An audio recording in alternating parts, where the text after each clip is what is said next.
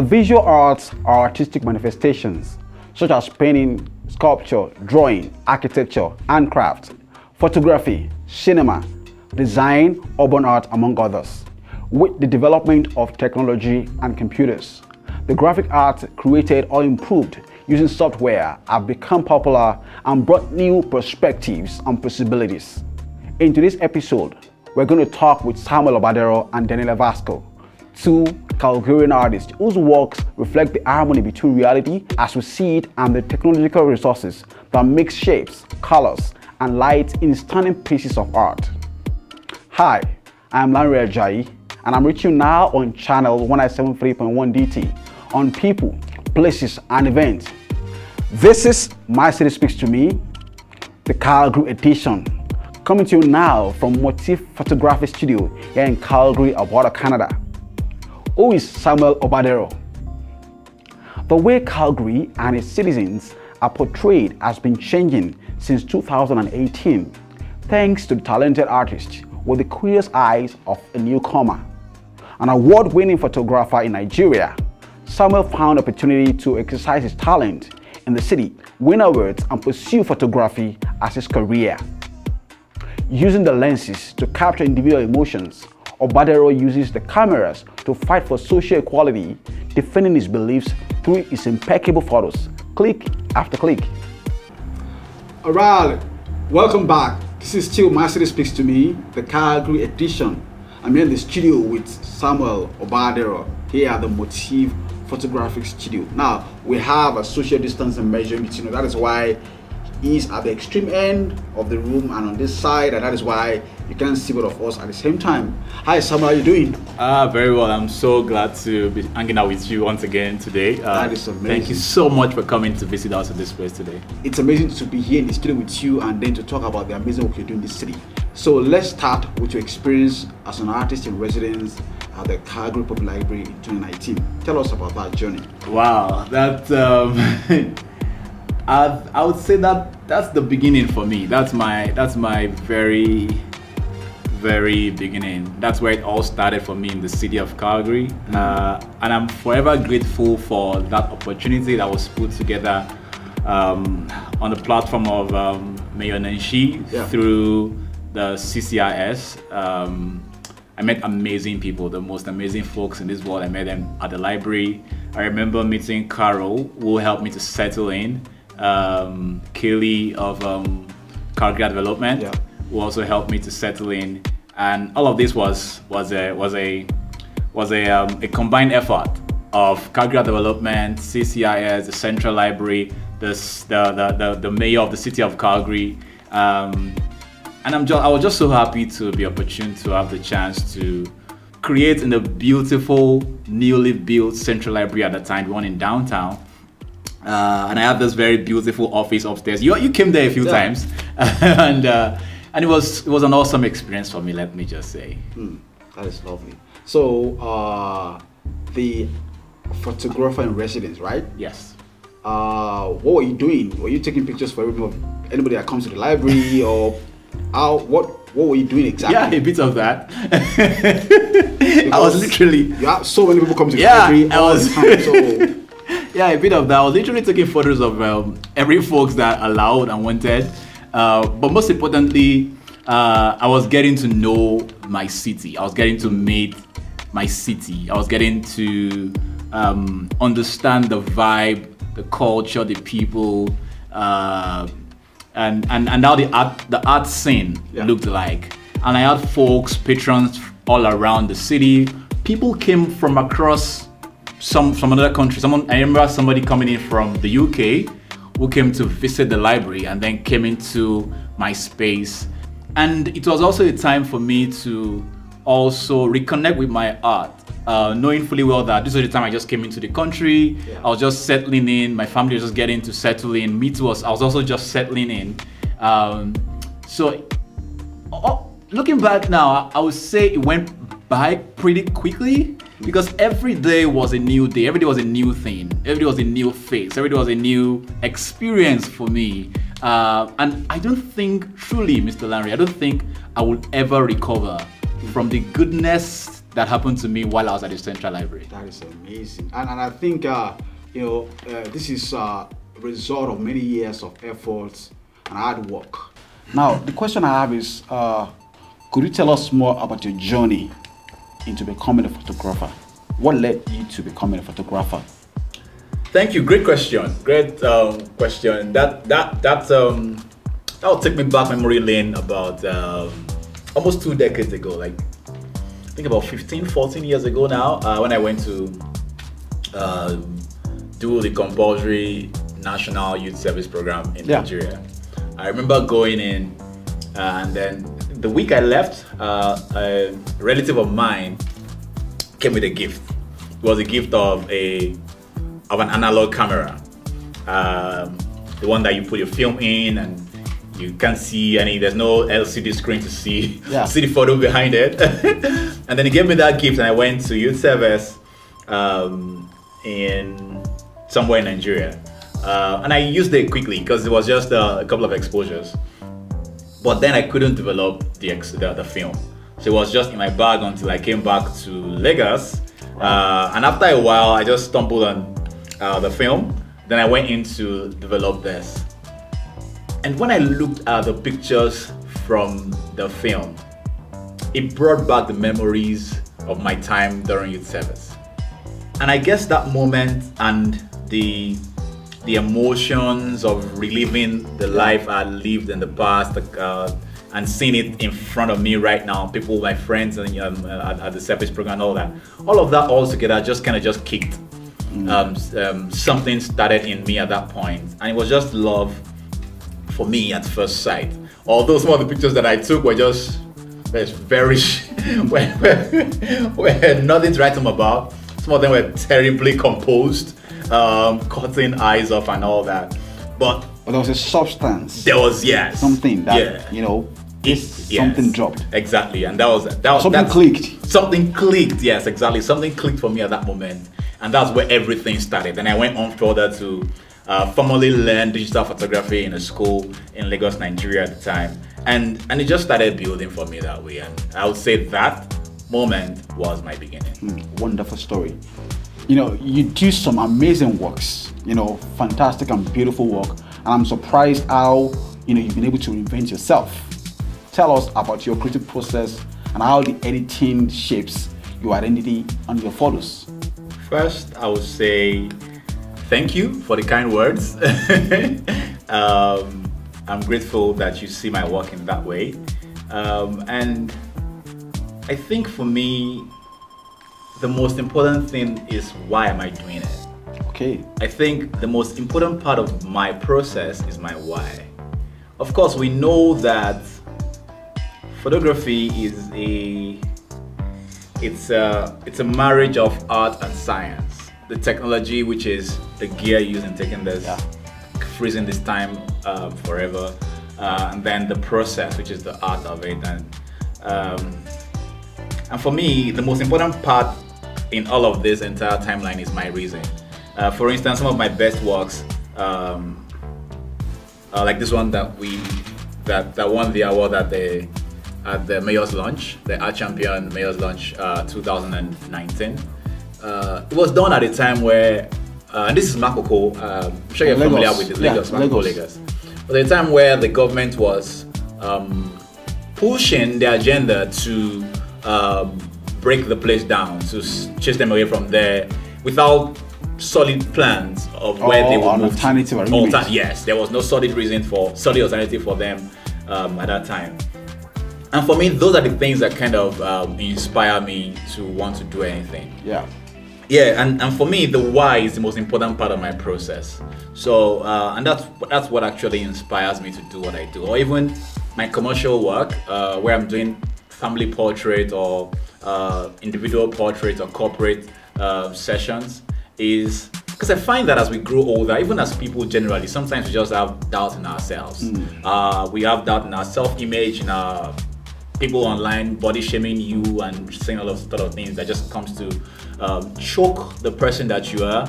And my work, my responsibility, my why at that moment is to ensure that I create the best representation of you, that you see yourself in a better light and appreciate yourself better, because that's truly who you are, and I can capture and freeze the essence of your soul in that moment. And for me, that is what makes me do what I do, and that's the most important part of my process. So the post-production, photoshopping, the lenses, the cameras, the best ones, my light techniques and all of that, all of those things are important too, but the most important part of my process is my why. That's lovely. I love the word you use, capturing and freezing the essence of one's soul, you know, over a period of time. That is lovely. Now, as many artists in our city and around the world, I know that you have many struggles, especially during this pandemic period.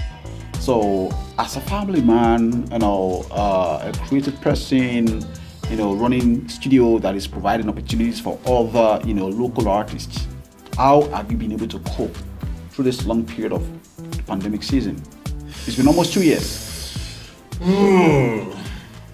Difficult question, but the thing is, and it's a great question, because actually this is something that we all as a people have had to contend with for the past couple of months.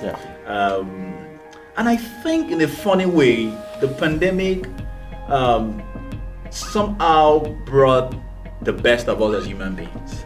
People began to reevaluate why and how they did what they did. People began to pivot in their career path or their craft.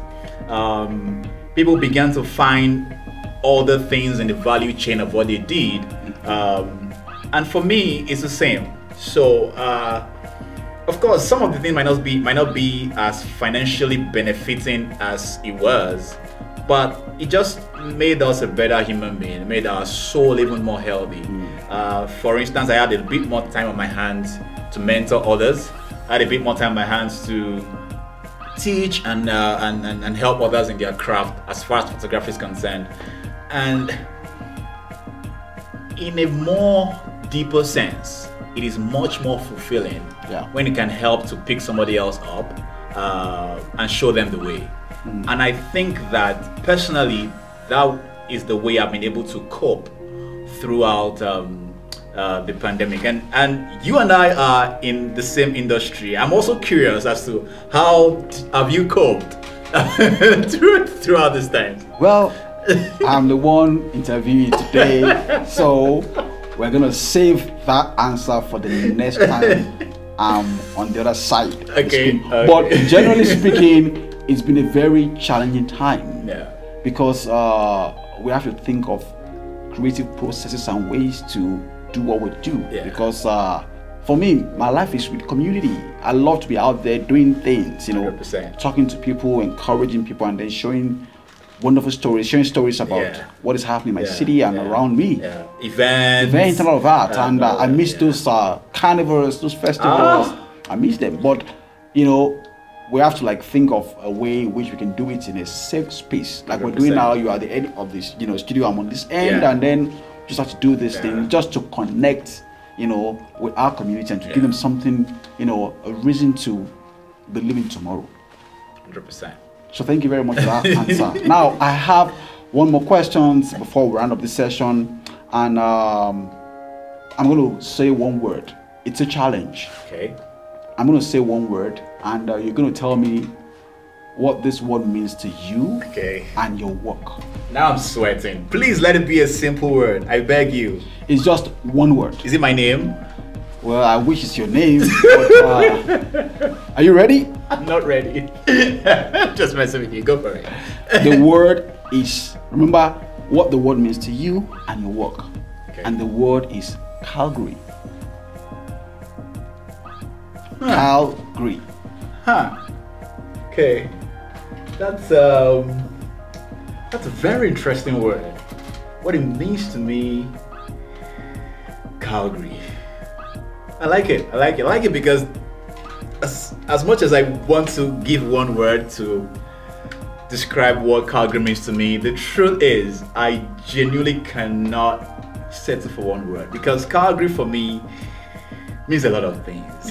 I might fail this question because I can't find one word.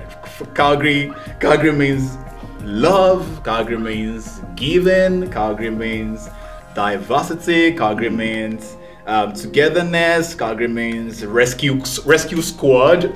Why? How so? Rescue squad. Yeah, that's personal to me, right? Because I'm sure you know that a couple of weeks ago, some amazing human beings came into this studio, left with our cameras, our lenses, our drone, our computer, our storage, just literally stripped us. Wow. Laying in the space. And the space is not just mine, it is my space and that of my community. And when you do that, you have not taken just something from me, you've taken something from my community that benefits from this space. And that really, that got me good. For a moment there, I was pretty devastated and shocked, and I lost the center in a sense. But the word Calgary came to my rescue. That was my rescue squad. In what way? Several ways. So people called, random people that I've never met in my life called, texted, DM'd me. Somebody brought lunch to me. Wow. A friend of mine set up a GoFundMe, Tola Jimo, set up a GoFundMe, shout out to you, Tola. Set up a GoFundMe for this purpose, and in less than 4 days, the city was able to generate more than $20,000. Wow. To this cause. Just under 1 week. Less than 1 week. The mayor tweeted about it, reached out, and there was so much love. Calgary for me is a place where you're looking for one friend, you find 100. You're looking for 100 friends, you find 100,000. People genuinely, truly, deeply care for one another in the city. There might be so much noise about other things that happen, which is true, but then at the very end of it, in the very center of the situation, you generally find people that want the best for you. Wow. So I am sorry to fail that question. I can't find one word. I think all of this is my Calgary. And all of this is why the city speaks to you. Yeah. Right? Exactly. Yes. You know,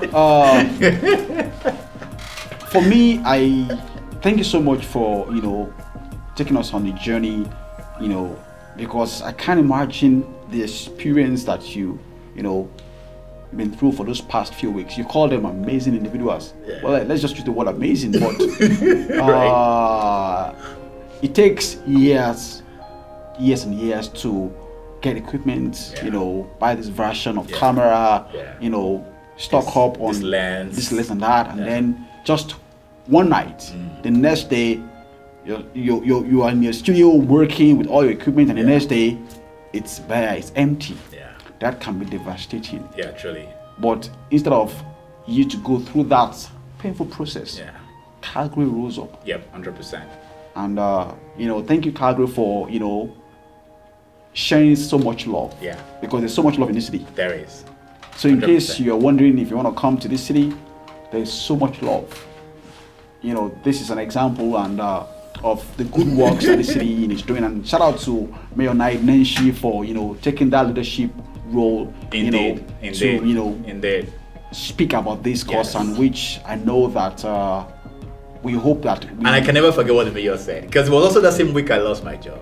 Wow. So at the YMCA, and the YMCA works in close quarters with the government, with the city of Calgary also. And the tweet, what he retweeted, which was first of all tweeted by a mentor of mine, Kenny, was that it was basically speaking into the future. Yeah. You will get your job back, you will get your gears back, the city loves you, we are here for you. And that was very warming for me. It was hard, it really touched me. And I'm like you said, I'm grateful. I'm exceedingly grateful. We are blessed to live in an amazing city, Yes, we are. And thank you, Calgary, for standing up to a worthy cause. We've come to the end of this segment, and I appreciate your time. It's been great having you on this show, and for our viewers. Still on My City Speaks to Me, the Calgary edition. It was wonderful hanging out with Sam at the studio here in Calgary. It's great to see how artists continue to innovate and use technology as an ally. Our next guest artist uses software as part of her work. Her name is Daniela Vasco. Who is Daniela Vasco? A guardian of the stars and the wonder. Daniela Vasco seeks the dream world and the children's universe as the inspiration for her work. The Ecuadorian illustrator works with graphic design, illustrations and animations, reinventing night characters and life as we see it. Get ready to discover Daniela's different shades of pink and lilac, one of my favorite colors. Still on my city speaks to me, the Calgary edition. I'm here with the amazing Daniela Vasco. How are you, Daniela? How are you doing? Good. Thank you so much for having me. I'm really excited to be here. When I was doing some research about you, you love lilac and purple. Why? Yeah, I do. Why? That's a good question. I don't know how to answer that. It's funny because I had one of my teachers always tell me like, oh, you need to stop using so much purple. But I don't know, I think it's definitely something that defines me, I guess, in my art. Like, it's part of my style because I usually change up my style, like the way things look very often.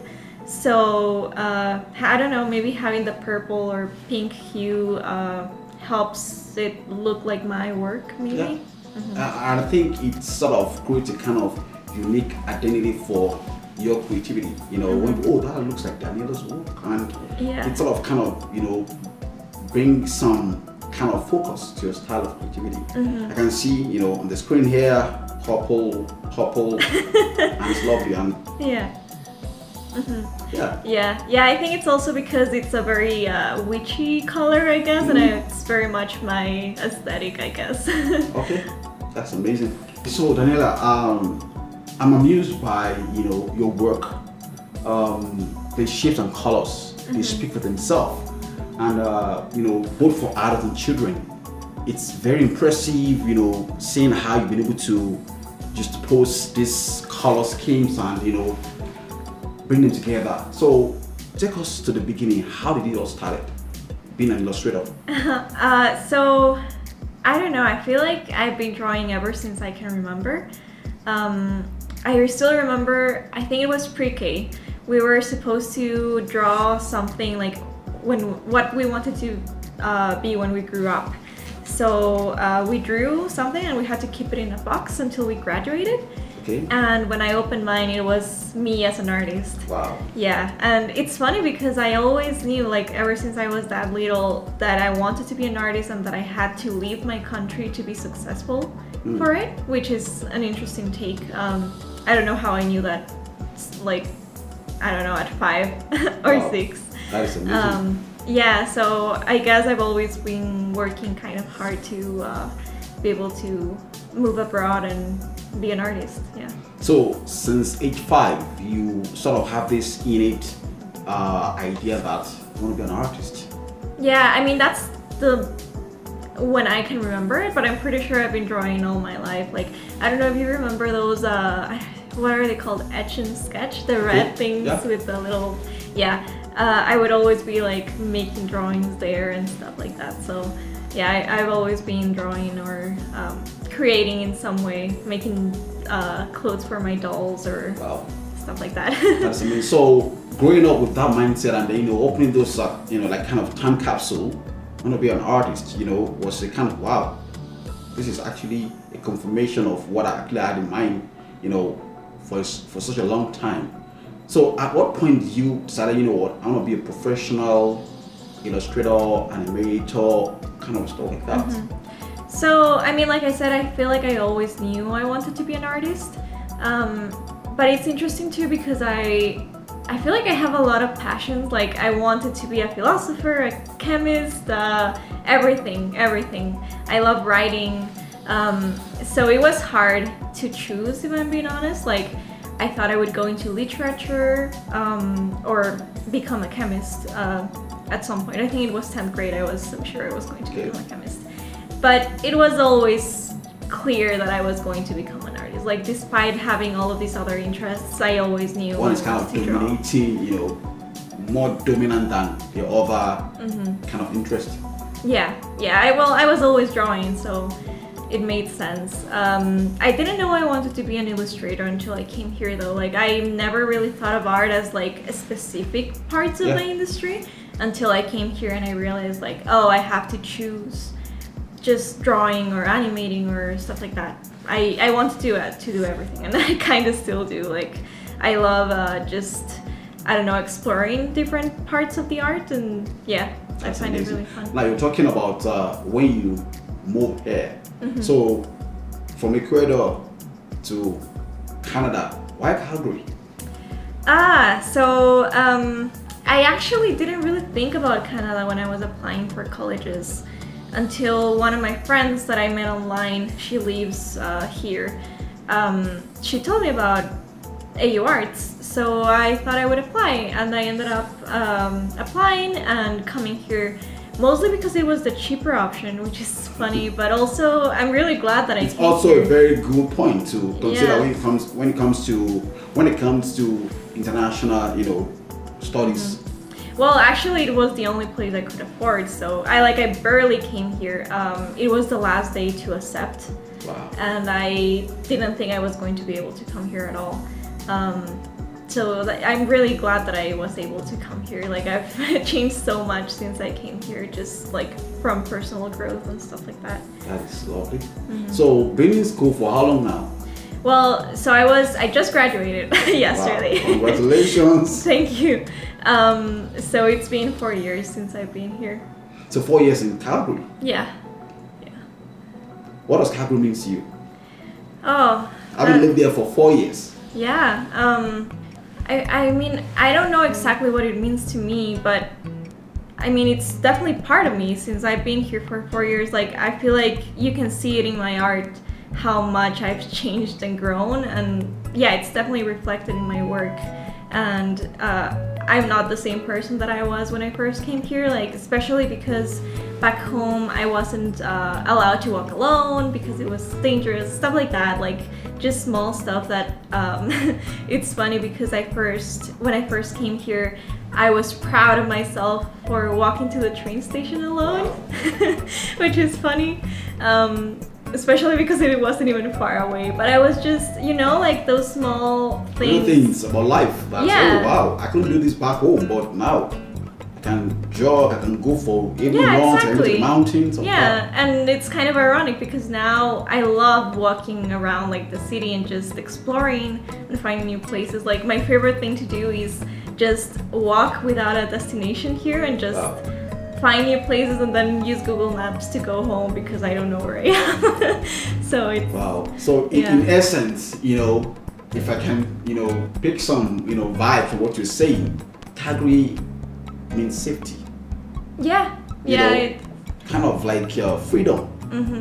Definitely. Like, even when I went back home after my first year here, just for the summer, it was kind of hard to get used to not being able to just walk around whenever I wanted to, so you're right, like, it definitely means safety. I don't know, it's nice to be able to just do what I want, I guess, and just feel safe. Lovely. So I have a question for you.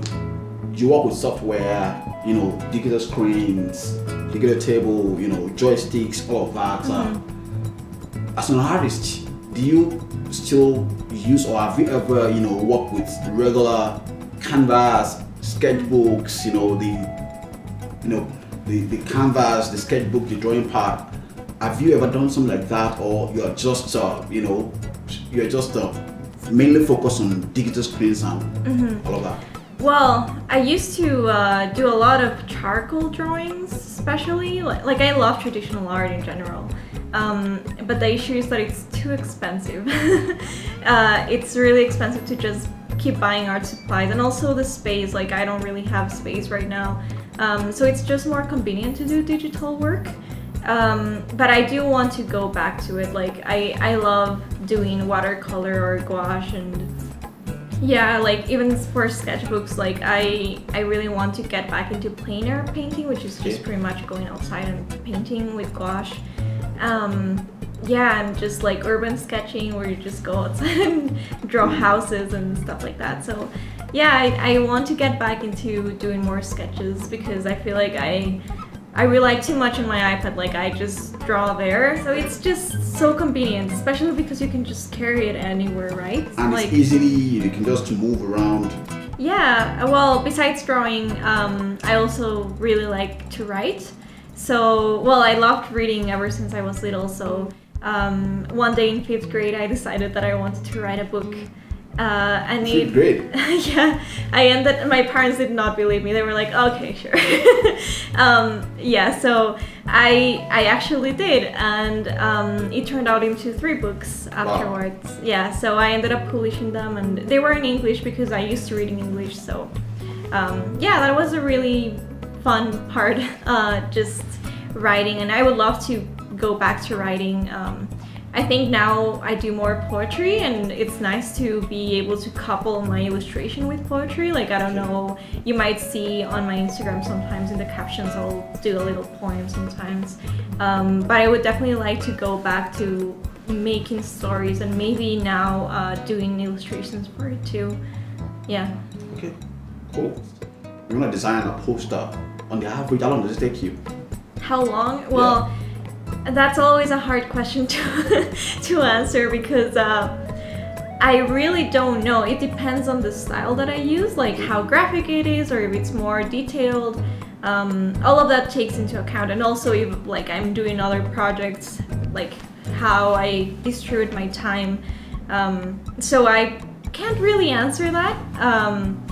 But yeah, like it just depends on the project. Like everything takes different at times. Like it could take from 4 hours to a week or a month. Like it depends on the project. Okay. Yeah. On the average, if you're working on a project, how long have you worked on a particular project at a time? In the one, probably the ones you've done in the past, or yeah, probably what you've done before. Mm-hmm. So the longest one? Yeah, the longest one on a project, a single project. That's wow. So okay, so for classes, I worked on a single project for the whole semester. So I guess that was like 4 or 3 months. Wow. But for freelance stuff, I think the longest has been like a couple of months. Yeah. Wow, months. Yeah. That is a lot of work. Yeah. A lot of time. Mm-hmm. The next question is still about Calgary, because I'm passionate about this city. Mm-hmm. Because we've got so much, talent, in this community that people need to know. Yeah. It's enough to attract, opportunities for this community and ultimately bring about some form of revenues for this community. Mm-hmm. And when I'm talking about revenue, so that artists can be paid well. So how is Calgary presently work? I think it was in 3rd year, so a couple of years ago.